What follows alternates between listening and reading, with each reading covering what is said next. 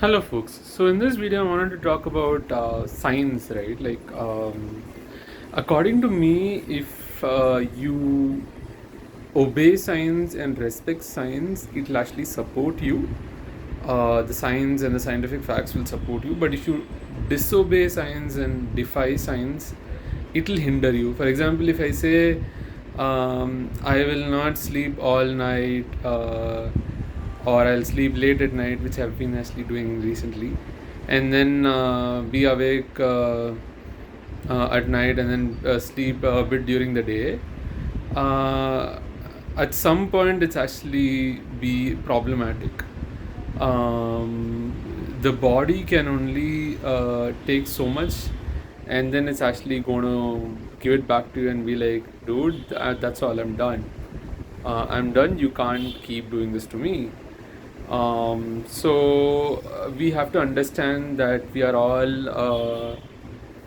are not above science. Uh, so science and scientific facts are something that we know till date that they are all right and they're true. So until and unless something changes and that fact changes, I think it's wise to actually obey science and scientific facts and understand science, understand physics, chemistry, biology, understand math and logic, and accordingly be sensible and responsible and wise. Um, for example, I always think people who don't use the staircase to get downstairs, right? From upstairs to downstairs, why don't they do it? I don't know, probably habit, but then I usually think of it like this, and sometimes like, dude, like this is just gravity. You just need to let gravity take its place and let it do its work, and you just have to ensure that you don't fall down. You just have to keep going down. But of course, people need energy to go down like that, unlike going on a lift. But I consider it as a lifestyle change. And the same thing for like sleeping right on time, which I've not been doing at all for the last, say, 2 weeks, I think now. And I can see the effects of that, like how I'm sleepy a bit during the day and whatnot, and how it affects my focus and things like that. Mostly because some of my schedules got messed up once or twice during the week, and then every day it just got pushed, and things like that. And I was having cold, that was also affecting my sleep, not being able to sleep well, with a nose block, and I didn't really use any sprays to clear up my nose. I was like, no, it's fine, it's gonna be fine, but it wasn't exactly fine. But of course, I'm taking meds to ensure that the running nose and nose blocks are taken care of. It's slowly getting better, but it did affect my sleep a bit. And of course, things like, say, your diet, for example. Since I was waking up late, my first meal of the day got pushed away. That made the last meal of the day get pushed away. That made my sleep time get pushed away, because I can't sleep immediately after eating a meal. That doesn't make sense. Usually, it's advised to take 2-3 hours or 4 hours of gap after eating a meal to sleep. Sleep anytime in general, and usually people do sleep at night unless they are a night owl.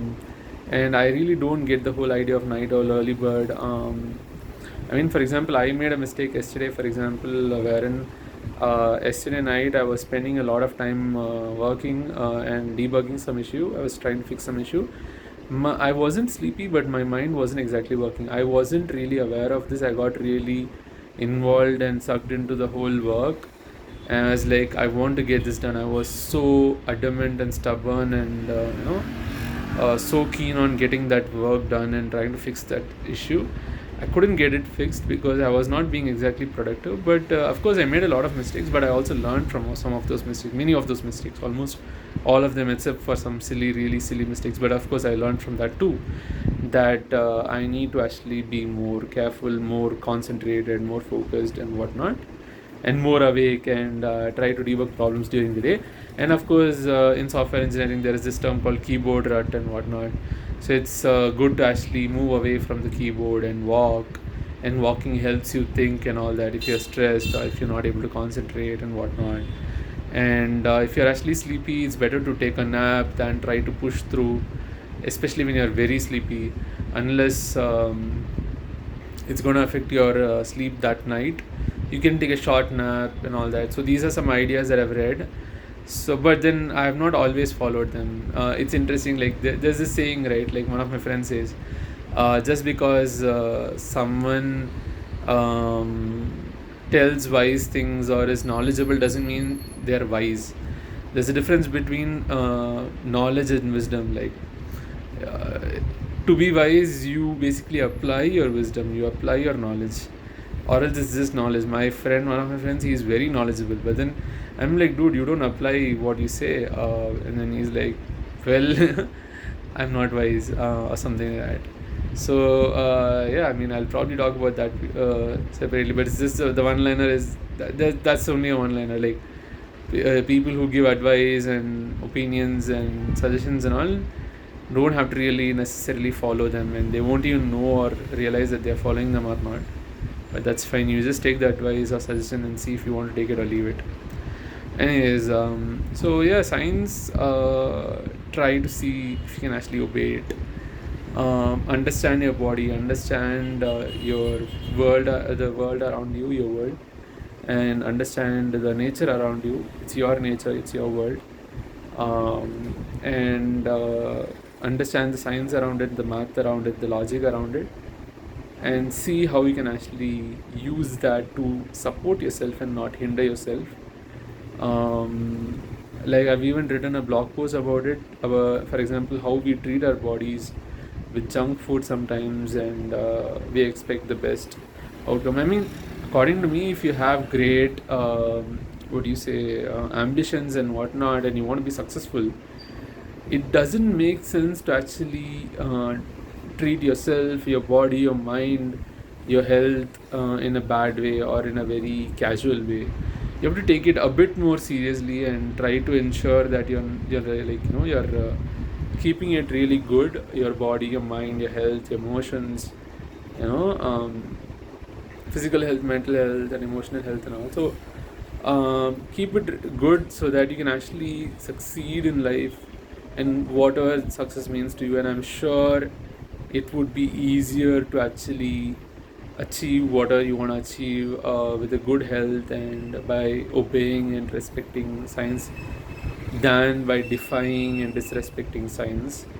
So respect science, and yeah, that's something that I've learned in like what I've been alive for like 28 years now. I'm going to be 29 years this year, and it's one of the things that I've really learned to just not defy science. That's just, according to me, if I'm defying science, which I've done a lot of times, it's just stupid of me.